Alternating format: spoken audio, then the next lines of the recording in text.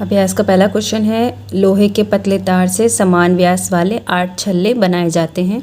यदि एक छल्ले का व्यास 22.75 सेमी हो तो छल्लों को बनाने में कुल कितना मीटर तार लगेगा। देखिए, कह रहा है सवाल में कि एक लोहे का तार है जिससे 8 छल्ले बनाए गए हैं, ठीक है, और छल्लों का व्यास दिया है इतना सेंटीमीटर। बोला है छल्लों को बनाने में कुल कितना मीटर तार लगेगा। देखिए, मान लीजिए हमारे पास एक तार है, ठीक है। अब इसी तार का इस्तेमाल करके 8 छल्ले बनाए गए हैं, यानी इसी तार को यूज़ करके टोटल 4, 5, 6, 7, 8 छल्ले बनाए गए हैं और सारे कैसे हैं, समान हैं, ठीक है। सभी का व्यास दिया हुआ है 22.75। कह रहा है छल्लों को बनाने में कितना मीटर का तार लगेगा। देखिए, छल्लों को बनाने में जो तार लगा है वो आखिर है किसके बराबर। ये जो सर्किल हमारे बन रहे हैं, यानी ये जो छल्ले बन रहे हैं, इनके माप के बराबर होगा।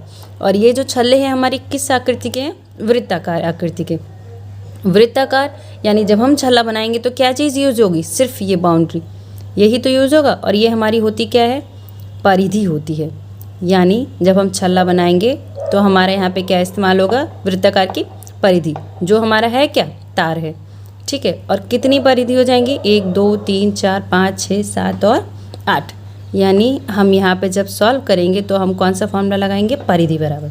परिधि हमारा होता है 2πr। परिधि बराबर फॉर्मूला हमें मालूम है 2πr होता है। और r और d का रिलेशन, यानी हमें पता है कि व्यास बराबर क्या होता है, 2 गुणा त्रिज्या। ये दो फॉर्मूले हम जानते हैं, लेकिन इसमें कितना दे रखा है, 8 छल्ले। तो यहाँ पे बोला है कितना मीटर तार लगेगा। तो तार की पूरी लंबाई ज्ञात करने के लिए हम क्या करेंगे, इन 8 छल्लों की परिधि ज्ञात कर लेंगे। यानी हम क्या करेंगे, पहले एक छल्ले की परिधि ज्ञात करेंगे, यानी एक छल्ला बनाने में जो तार लगेगा उसको ज्ञात कर लेंगे। उसके बाद सभी समान है तो 8 से हम क्या कर देंगे, गुणा। एक चीज़ और समझते हैं। देखिए, एक वृत्त की यानी एक छल्ले की परिधि निकालने के लिए फॉर्मूला क्या बनेगा, 2πr। दो छल्लों की परिधि निकालने के लिए हम क्या करेंगे, 2 से गुणा, किसकी, 2πr से। 3 छल्लों के लिए निकालेंगे तो 3 से गुणा करेंगे। इसी तरीके से अगर हमारे पास मान लीजिए अनगिनत यानी n छल्ले हैं, n आपकी क्या है, नंबर ऑफ नेचुरल नंबर्स, यानी प्राकृतिक संख्या, कुछ भी हो सकता है, ठीक है। तो जब n चीज़ों के लिए निकालेंगे तो हम क्या करेंगे, n से गुणा, तो n × 2πr। तो ये हमारा पूरा बन जाएगा 2πr और n। तो अगर कोई भी चीज़ यानी का धागे से कुछ लपेटा गया हो या इतनी तार से छल्ले बनाए गए हों और उन छल्लों की संख्या या लंबाई ज्ञात करनी हो तो हम कौन सा फॉर्मूला लगाएंगे, ये, इससे डायरेक्ट हो जाएगा। तो यहाँ चाहे तो आप हमारा लिख सकते हैं n छल्लों द्वारा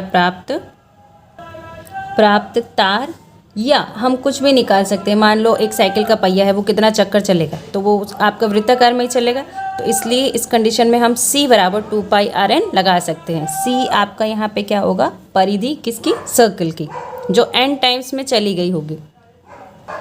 अब हमसे पूछा क्या था, छल्लों को बनाने में कुल कितना मीटर तार लगेगा।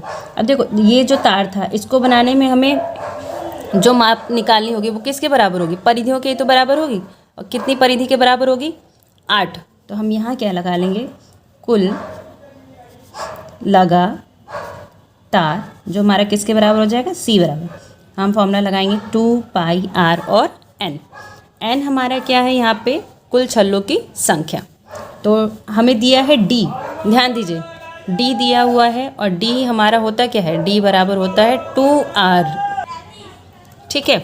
अब यहाँ देखिए d बराबर हमारा 2r होता है। अब अगर हम वैसे करेंगे तो r बराबर निकालेंगे, फिर वैल्यू पुट करेंगे। यहाँ से हम डायरेक्ट कर सकते हैं। देखिए, अगर हम 2 और r को पास में लिख दें तो हम लिख सकते हैं 2r π और n। क्यों लिखा, क्योंकि हमें यहाँ व्यास दिया है, और हम क्या करेंगे, जो d बराबर 2r होता है उस 2r की जगह हम d की वैल्यू लगा लेंगे, ठीक है। d हमारा दिया कितना है, 22.75, बराबर किसके हो जाएगा, 2r के। तो हम 2r की जगह सीधे सीधे ये वैल्यू लगा देंगे। तो यहाँ पे जो 2r है उसकी जगह हम लगाएंगे 22.75 इंटू पाई का मान हम जानते हैं होता है 22/7 गुणा n हमारा क्या है 8। तो 8 से हम क्या कर देंगे, इसमें गुणा कर देंगे। अब देखिए नीचे 7 है तो इनमें से कौन सा डिजिट कट जाएगा, इसको एक बार काट के देख लेते हैं। तो 7 के पहाड़े में 7 एक बार जाएगा और ये हो जाएगा आपका 7 या 21, फिर 1 दशमलव, फिर 2 और 5, कितना बचा 3.25, ये ऊपर बचेगा, फिर गुणा बचा, फिर 22 बचा और क्या बचा आपका 8। गुणा कर लेंगे तो 3.25 इंटू, पहले छोटे नंबरों की गुणा कर लेते हैं। 8 दूनी 16 का 6, हाथ से लगा 1, 8 दूना 16 और 1 17।